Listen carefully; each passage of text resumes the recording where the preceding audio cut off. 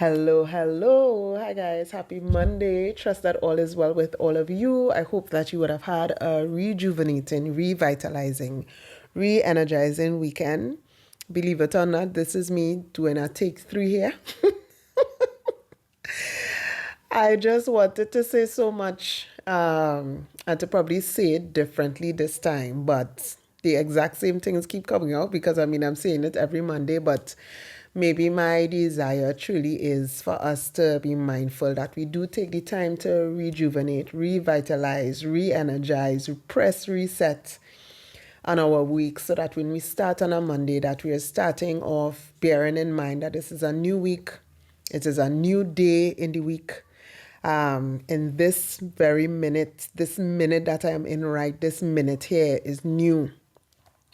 And I have the option of forgetting those things which are behind, throwing off the heaviness of last week, throwing off the heaviness of the weekend, probably some of last week rolled into your Monday, and you are literally sighing and shaking your head. So I am not sure if that is you this Monday, but I'm hoping that throughout this day that you will pause. If you didn't get to reset, if you didn't get to refuel, if you didn't get to rejuvenate, if you didn't get the time to take the self-care, if you didn't get the moment to catch your breath, if you didn't get the opportunity to rest and reflect, I hope that today, right in this moment, that you are able to close your eyes for a couple seconds. Relax your shoulders, relax your jaw, relax your neck. Take a deeper breath than you would have taken in moments past. And that would have been your minute. A friend of mine sent me a video last year, and in the video, the person said to loose your tongue from the roof of your mouth. Relax your jaw and clench your jaw. Relax your shoulders. Start rocking your shoulders behind. Lean your head from left to right. Take deep breaths and breathe. And like I did what the video was saying at that point in time, and I just felt like, okay, all right, great. Thank you for this video. I could now carry on with the rest of my day. I hope within these 2 minutes, my 2-minute check-in here, going on to 3, that just this would have been able to reset everything that may be all over the place before now. So I hope that if you didn't have the time during the weekend, that you would have had this moment to pause today.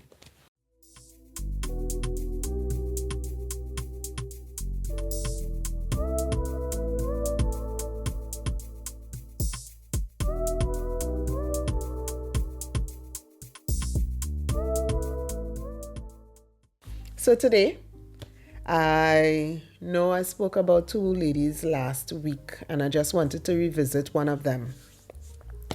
Oftentimes, we go through life our own selves, and we have dependents, we have jobs, we have, if you're like me, I have clients, customers, we have friends, family members that may require our attention, our time, our energy, our assistance, be it financially, emotionally, physically. Somehow you are needed. And in the moment, we are not always full. We are not always overflowing with enough, even though we may be wells, because we no longer cups. We may be wells, the water might be low. For somebody to get water from your well, the rope had to be long on the end of that bucket to reach the water that they may need. Nevertheless, they dip anyway. And you might be in a position where you tell yourself, I don't have nothing for nobody else. Don't ask. I don't have for myself. I don't feel like I have for myself, and I don't have for nobody else. And I think, especially for us strong friends who are usually there for most, and you are the one doing the things. If you're a mother, and those of you that are mothers, whether it be one or multiples, I have multiples. I remember, and I'll share this, Christmas Eve, I was an emotional wreck. Christmas Eve, like I had a proper sub. And then my girls wanted to go and see a movie. And I dressed myself, washed my face, cried my last set of cries in the bathroom, got myself together, put on my makeup, and I went out with the girls. They had no clue that mommy just had a mini meltdown. And she's out here watching lights, watching the movie, eating popcorn with us, carrying us to the mall like nothing ever happened. And they had no clue. And sometimes we are forced to get it together, even when it's not together. Like the marbles all over the place, and you're walking around with your container covered, and you know about 10 of those marbles missing, and you don't know where they are. And you have to function, you have to show up, you have to operate. Sometimes you have to go to work, meet clients, listen to other people's problems and help them solve it. And you are there trying to figure out if all is well. Like if somebody asks you, you okay? You're afraid for somebody to ask you because you feel like whatever holding the thread that's holding everything together so thin that you feel like if the right person hug you for too long, that might be it. You're done for. And I went back and I threw my mind back to Naomi. And I said, Naomi did the most trying to set up this daughter-in-law in a proper position so that she could do right by her. And I said, this woman is doing all of this while experiencing grief, the level of loss that I don't think anybody, first of all, I don't think no parent should bury their children. And you lose not just your husband, you lose 2 of your sons back to back. Like all the men and back in the day here, is the men that provided for, the men that took care of their families. So you lost all hope of safety, security, protection, provision. And here you are with a daughter-in-law that don't want to leave. And you are putting all of your self aside to take care of her. So I read Ruth again. Now remember, I'm trying here for us to be women of wisdom. And I'm not too sure what to title this yet. I'm not too sure what to put this as, but the strength of Naomi is something that I just, like I marveled. And sometimes we are in those positions and we have no other choice but to show up as strong. Though, if somebody was to put us under a microscope, they will realize how fragile that strong person really is. Like what did us call that? The oxymoron, if that's the right term, of being weak and strong and fragile, all in the same being. Like how? So we're already at 9 minutes and I'm working. I think I've been doing okay on not being too long. But when you read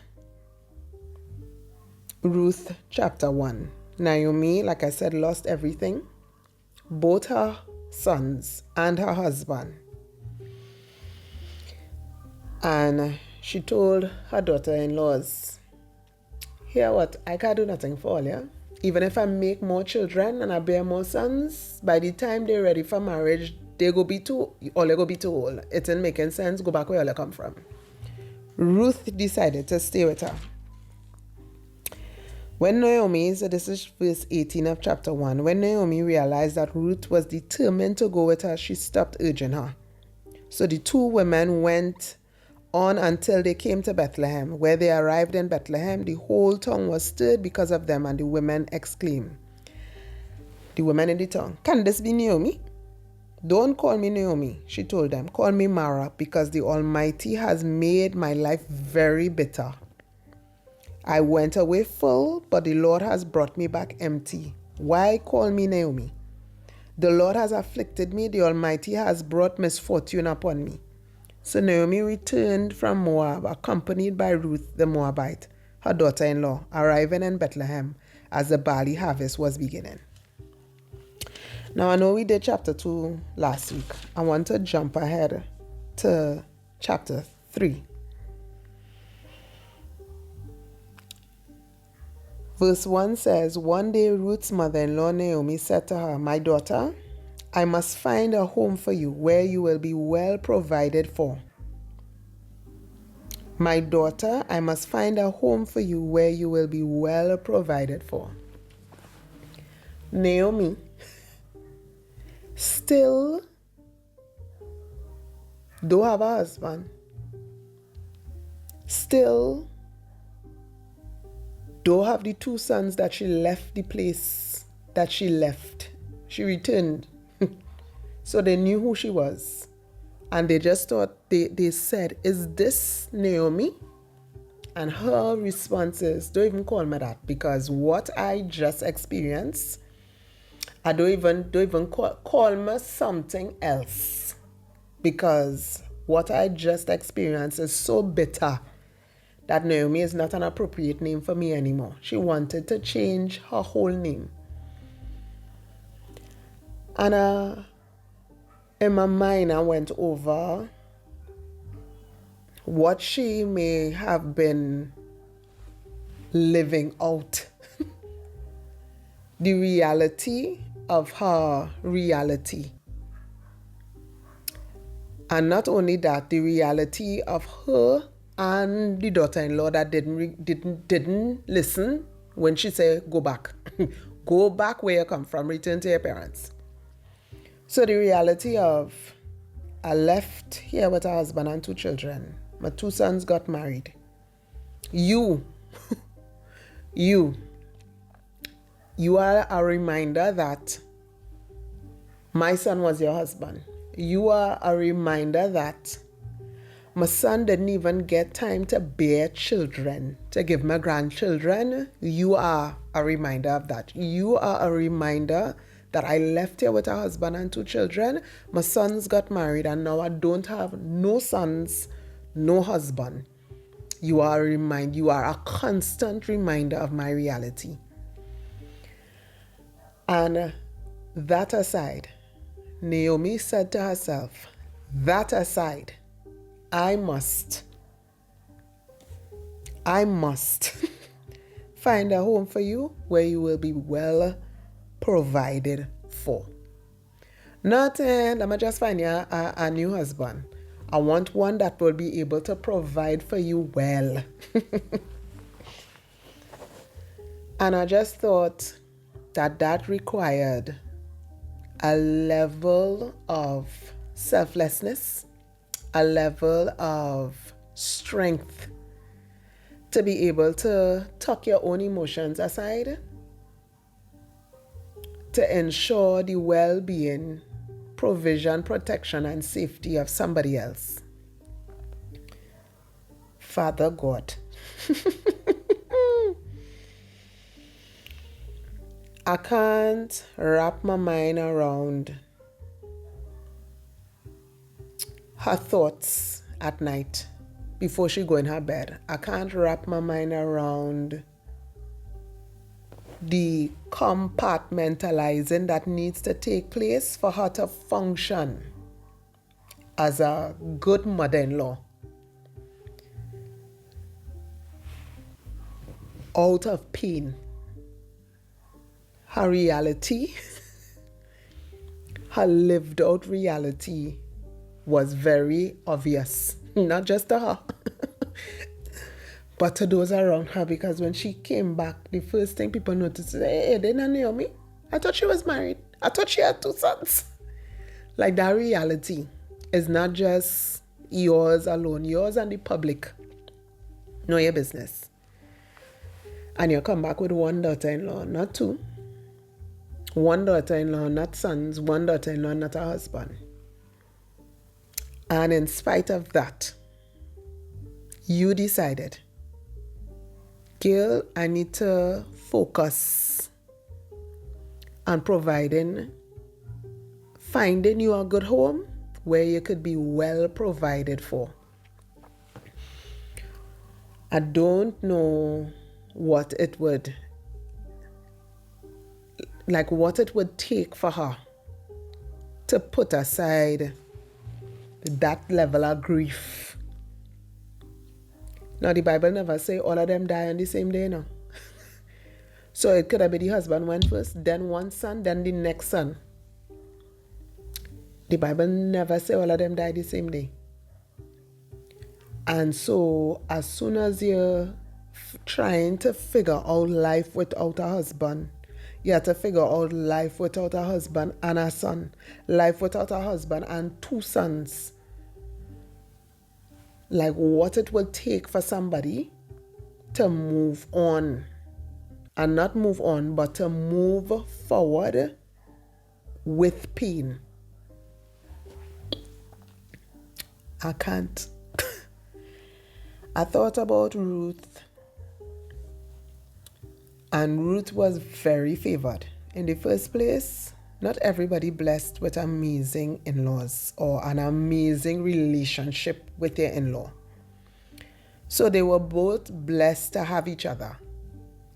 And I just thought, how favored are you to have such a mother-in-law that will want that her newfound purpose in life is to make sure that you are well provided for.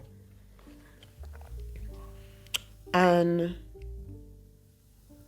I just thought about Naomi, that you would, in the midst of grief, in the midst of deep sorrow, in the midst of your reality. I mean, the woman, in her mind, her name done change. She had a name for her situation. And in her mind, she had to put Mara aside and decided that I am going to do my best for you. I want to encourage us, women of wisdom,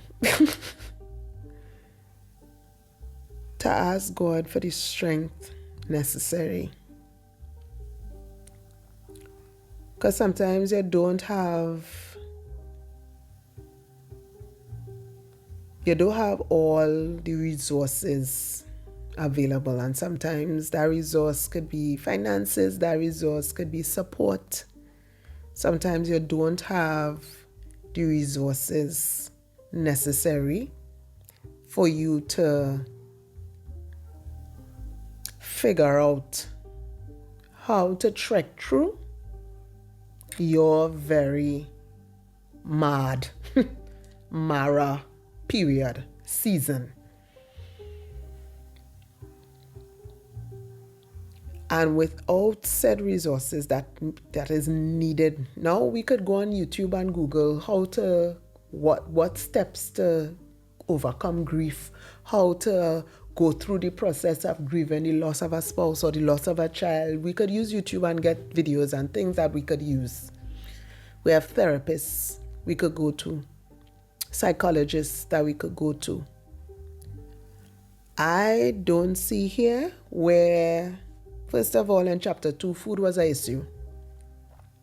And like I said, they had no husband to provide for them. And Ruth was in the hot sun picking up what leftovers. So for you to be in such a position, you just don't have resources. All of that aside, and focus on somebody else, that requires a different kind of strength. And sometimes we do it. A friend will call and you say, oh, yeah, 2 minutes, I need to talk to you about something. And you literally wiping your face and clearing your chest, clearing your throat, because if they only know. I just want to encourage those of you who may be Naomi in life at this point in time. I don't know what resources. It does seem like Naomi had resources, but I pray for you today. I pray that God will give you the grace, that God will give you the strength, that God will give you the wisdom necessary for the roots in your life that are dependent on you, that are loyal, that needs your mentoring, needs your support, needs you to show up for them and to provide for them. And that provision may not be financially, it may be an encouraging word, it may be direction, it may be a word to help them navigate their business plan or their idea. Whatever that Ruth needs, I pray that God fills you to overflowing, so that even if, and this may not be for everybody, but this is for the Naomis who may have, as Naomi said here in chapter 1, Naomi said, don't call me Naomi, call me Mara, because the Almighty has made my life very bitter. And nobody didn't send Naomi where she went there. But the experiences that she had was very bitter. I went away full, but the Lord has brought me back empty. Why call me Naomi? The Lord has afflicted me. The Almighty has brought misfortune upon me. And you may be in a position where you might be feeling like Naomi. I pray that God helps you, like Naomi, to be able to compartmentalize that, yes, this has happened to me, but Ruth needs me. Yes, this is my lived life, my lived experience. But Ruth needs my guidance. Ruth needs my support. Ruth needs my encouragement. Ruth needs the wisdom that I have to help her to navigate her future well. So I'm encouraging you. I am praying for you. I think the Naomis need prayer more than anything else. My encouragement is a heartfelt prayer. I pray that God will furnish you with all that is necessary for yourself and for you to be able to assist all of the Ruths that will come to you. Because as women of wisdom, people will find you. They will find you. They will need your encouragement. They will need your support, whether you're ready or not. Naomi thought to herself, Miss Lady, go back to your parents and them, because I can't. Too much is going on in my life right now. I can't help you.